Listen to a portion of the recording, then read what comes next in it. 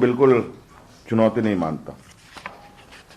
देखिए, मेरा विषय इस जो मेरी स्थानीय नीति और नियोजन नीति लाने का जो विषय सिर्फ छोटा सा था, बहुत बड़ा विषय नहीं था। ये मैं आपको दिखाना चाहता हूँ। ये 2016 का एक आप ही के साथियों का ये है। 2016 की एक नियुक्ति निकली थी शिक्षक बहाली की, पूर्व के सरकार ने, जिसमें सामान्य कोटे में लगभग 75% लोग बाहर से आ गए। यहां एसटी, एससी, ओबीसी, पिछड़ा सभी कवर्ड हैं अपने अपने सुरक्षा घेरे में। मात्र 40% के गैप में, जहां से सामान्य के रास्ते से, चूंकि एक स्टेडियम में 10 दरवाजे हैं,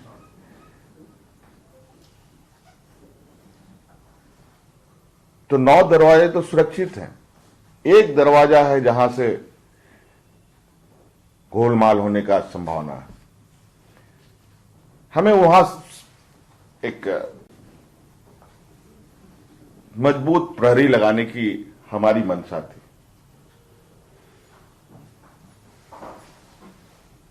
लोग कहते हैं मैं हेमंत सोरेन बाहरी भीतरी का राजनीति करता है, आदिवासियों का राजनीति करता है, तो ये आदिवासी का राजनीति का नमूना नहीं है। मैं यहां के हर वर्ग की हक अधिकार सुरक्षित रखने का, और ये हर राज्य के सरकार की जिम्मेवारी भी है। और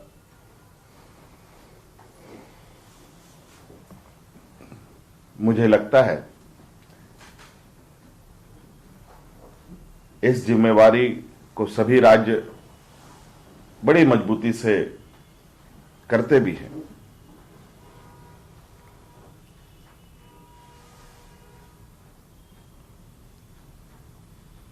कैसे न्यायालय में इसको चुनौती दी गई, किन लोगों ने दिया,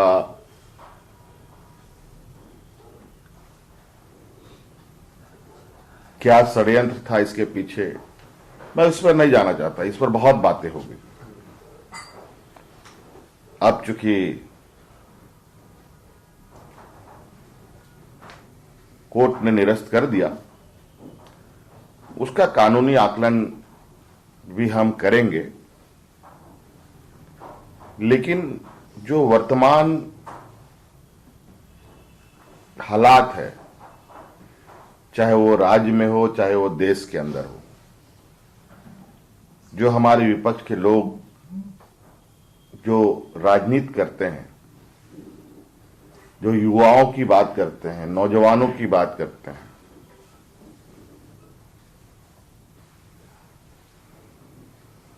आज अगर आप देखें, ग्रामीण क्षेत्र के नौजवान किन क्षेत्रों में सबसे अधिक नौकरियां पाते थे? या तो वो आर्मी में जाते थे, कोई पूंजीपति और संभ्रांत परिवार का लोग, बहुत गिना चुना लोग, वो भी अपग्रेड पोस्ट पे जाते थे। सेना में लोग जाते थे, रेलवेज में जाते थे, बैंकों में जाते थे। ऐसे ऐसे कंपनियों में हमारे ग्रामीण क्षेत्र के नौजवान बड़े पैमाने में रिक्रूट होते थे। लेकिन आज वो सारी नौकरियों की क्या हालत है?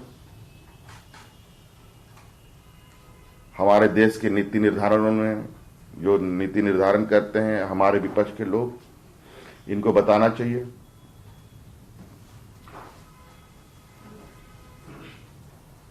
और उनके निर्णय से देश में क्या वातावरण पैदा हुआ, वो भी आप सब लोगों ने देखा। आखिर कब तक आप किसी को दबा के रख सकते हैं?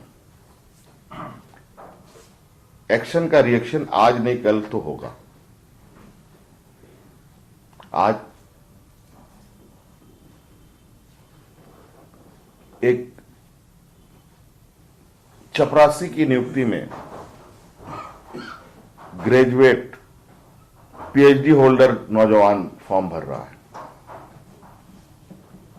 कितनी दुर्भाग्य की बात।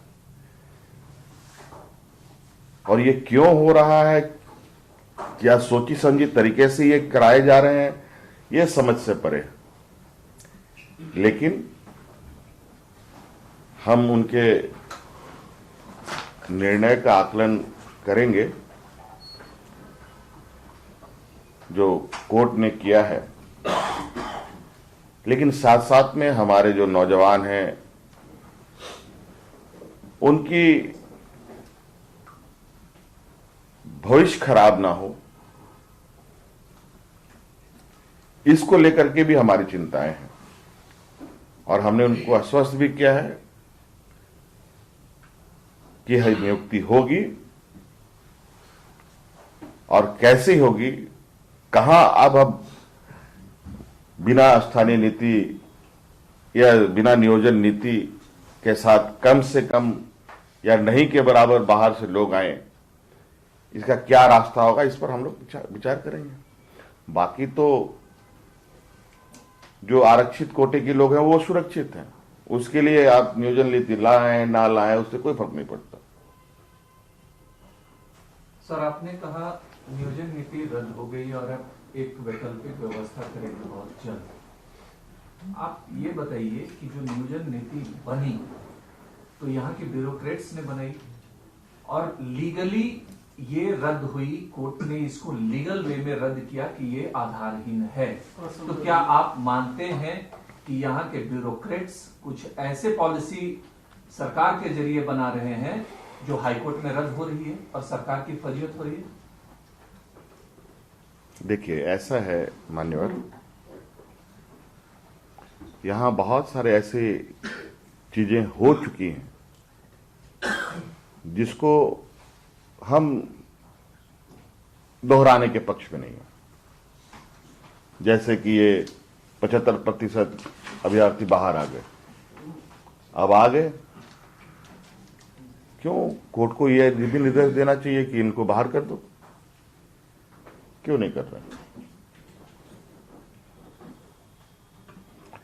आखिर आप कई उदाहरण देखे होंगे, कई राज्य के, जैसे बिहार के लोग महाराष्ट्र जाते हैं तो वहां पीटे जाते हैं, झारखंड के लोग दूसरे राज्यों में जाते हैं तो वहां पीटे जाते हैं, वहां के लोग कहीं और जाते हैं तो वहां पीटे जाते हैं। कुछ चीजों के हक अधिकार कुछ जगह की एक वाजिब मांग है जहां पर वहां के स्थानीय वहां के मूल निवासियों को ही उसको होना चाहिए। ये एक लेमैन कंसेप्ट, एक आम धारणा बनी होनी चाहिए।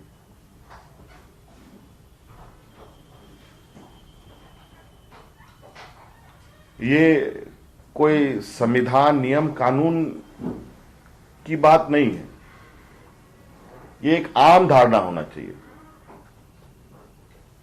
कि भाई ये इन्हीं लोगों को जाना चाहिए। देखिए, मनुष्य जो है वो विचरण करने वाला जीव है, चलता रहेगा। भगवान ने इसलिए 2 पैर दिया है। कोई आपको रोकता भी नहीं है किसी राज्य में आने जाने से।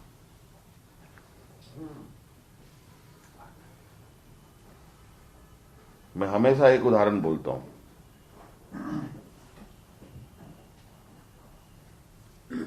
दो भाइयों में बंटवारा उसके पिता कर देते हैं 4 कमरे का, 2 कमरा तुम्हारा, 2 कमरा तुम्हारा, और दोनों भाई साथ साथ रहते हैं। शादी ब्याह में एक भाई उससे बोलता है मेरा कमरा, एक कमरा दे दो यार, मेहमान आए। वो भी दे देते हो खुशी खुशी, आप भी मांगते हो, वो भी दे देता है खुशी खुशी।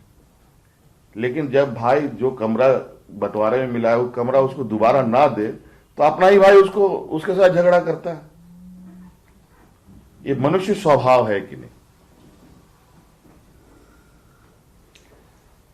जब थर्ड फोर्थ ग्रेड में भी इस राज्य से बाहर के लोग आने लगे, तो इससे बड़ा दुर्भाग्य इस राज्य का और क्या हो सकता है। और ये कुछ चीजें हैं जो एक मानवता ये के साथ भी सोच के आदमी चलता है, लेकिन शायद इनको लगता है कि कानून के दरवाजे खटखटाएंगे या कानून के अंदर रहेंगे। आज कानून में गरीब, आदिवासी, दलित, पिछड़ों का सुनने वाला कौन? कितने जजेस हैं आदिवासी, दलित, पिछड़ा? हमको बता दीजिए।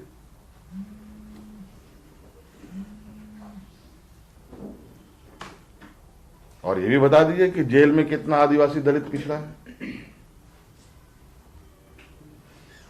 आज ये लोग संविधान में शक्तियां उनको दी गई है, उसको संरक्षित की गई है, उसके बावजूद ये नहीं बढ़ पा रहे हैं। इसके पीछे क्या वजह है? आज रेलवे का प्राइवेटाइजेशन, बैंकों का प्राइवेटाइजेशन, मोटा मोटी सैनिकों का भी प्राइवेटाइजेशन। अब संविधान में आपको आरक्षण मिले ना मिले कोई फायदा नहीं, खत्म हो गई आपकी आरक्षण। तो हर सरकार अपने लोगों को, अपने राज्य के लोगों को उनके अधिकार देने के अपने अपने तरीके बनाने का प्रयास करती है। और यही वजह है, अगर ये हमारा जो बिल हमने पास किया था, इस बिल को हम लोगों ने 9वीं अनुसूची में डालने का क्यों कहा? वो इसीलिए कि ऐसे खुराफात लोग फिर कोर्ट में जाकर के इसको चुनौती ना दे पाए, इस पर और सुरक्षा कवच हम लगा पाए। इसके लिए हम लोगों ने प्रयास किया था। चूंकि ये लोग तो बौद्धिक मारक क्षमता में बहुत आगे हैं, तो चलते हैं उस तरीके से। सर, इन 3 सालों में केंद्र से आपको कितना सहयोग मिला? अब इसका जवाब कैसे दूं? देखिए, ऐसा है, अब जीएसटी हो गया बंद और राज्य को 5,000 करोड़ रुपए का सालाना नुकसान। आप बताइए, सहयोग है कि नुकसान है?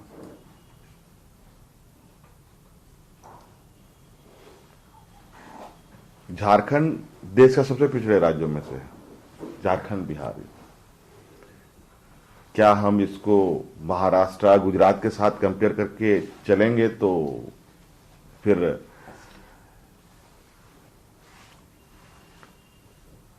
तो ये बहुत बड़ा बेईमानी होगी। हमने तो कहा है कि इस जीएसटी का जो 5 साल का ये पीरियड था, इसको और 5 साल के लिए बढ़ाया जाए। तो पहला ही झटका नुकसान वाला है। कई चीजें हैं,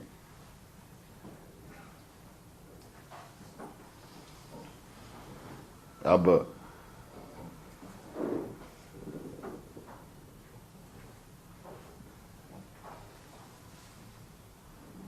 बिजली का बकाया सिर्फ झारखंड प्रदेश का ही है क्या? जरा आप लोग भी खोल के देख लें, कौन कौन राज्यों का बिजली का बकाया कितना कितना है। उनके बिजली क्यों नहीं कटते? हमारी ही बिजली क्यों कट जाती है?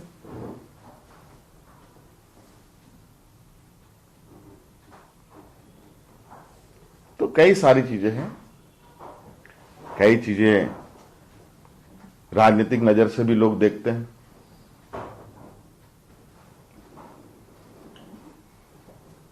लेकिन हमारा बिल्कुल नजरिया इस राज्य के या इस पूरे पिछड़े राज्य के प्रति संकल्पित होकर काम करना है। और हर मुसीबत हो, चुनौती हो, उस चुनौती के साथ जैसे जैसे चुनौती आएंगी वैसे वैसे हमारी रणनीति भी बनेगी। और हम को नहीं लगता कि उस चुनौती को पार करने में राज में कोई क्षमता की कमी हो। सर एक सवाल है कि लगातार पूरे देश में इसका जिक्र हो रहा है, जितने भी इससे आप लोगों के ऊपर एक दबाव बनाया जा रहा है, लगातार आप कहते भी रहे हैं कि सरकार को अपदस्थ करने की कोशिश की जा रही है, कैसे देखते हैं इन कार्रवाइयों को और तमाम चीजों को? अब देखिए, इस विषय पर तो लगातार टिप्पणी हो रहे हैं। आप इससे अंदाजा लगाइए, किसी एजेंसी का कन्विक्शन रेट कितना है?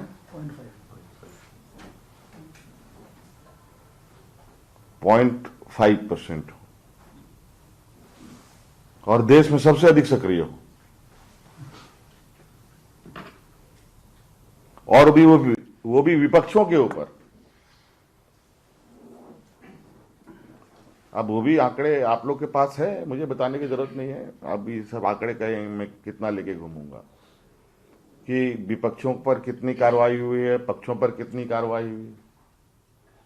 तो ये ऐसा नहीं लगता कि, आपको क्या लगता है ये बात आप हमसे सुनना चाहते हैं? हमसे क्यों सुनना चाहते हैं? आज तो कुछ चीजें बोलने की जरूरत नहीं है, खुद ही दिखता है। वो स्पष्ट रूप से चीजें लोगों को दिखता है। इसमें कहीं बोलने और चर्चा करने की, हाँ ये बात जरूर है कि सबको लगता है कि ऑस्ट्रिच जैसा होता है ना, शतुरमुर्ग मूड़ी झुका लेता है तो लगता है कि पूरा सर छुप गया। तो ऐसा हो नहीं सकता। कई चीजें देश में आई, कई नीतियां बनी, कई एजेंसियां बनी, कई चीजें आई गई, और क्या फलाफल यहां जहां अरबों खरबों का घोटाला हो रहा है, बड़े बड़े बैंकों का 10,000 करोड़ 50,000 करोड़ लेकर के लोग विदेश चंपत हो जा रहे हैं, वहां तो कुछ अता पता नहीं। वो पैसे आएंगे कब आएंगे भगवान जाने, 15 लाख करोड़ रुपए कब आएंगे। और यहां चवन्नी अठन्नी ढूंढने में लोग लगे हुए हैं। आज पता कर लीजिए, हमारे राज्य की अगर गतिविधि को देखें, मुझे लगता नहीं है कि 100-200 छापे से कम पड़े हों। पता नहीं, मुझे याद नहीं है। क्या मिला जरा बताइए इनको, कितने करोड़ों रुपया इन लोगों ने एकत्रित किया?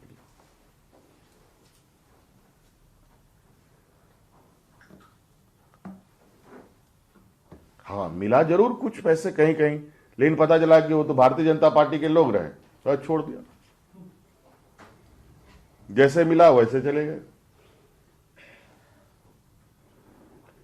तो भाई, हम लोग गरीब गुरुआ मजदूर बेसहारा लोगों का प्रतिनिधित्व करते हैं, व्यापारियों का प्रतिनिधित्व नहीं करते।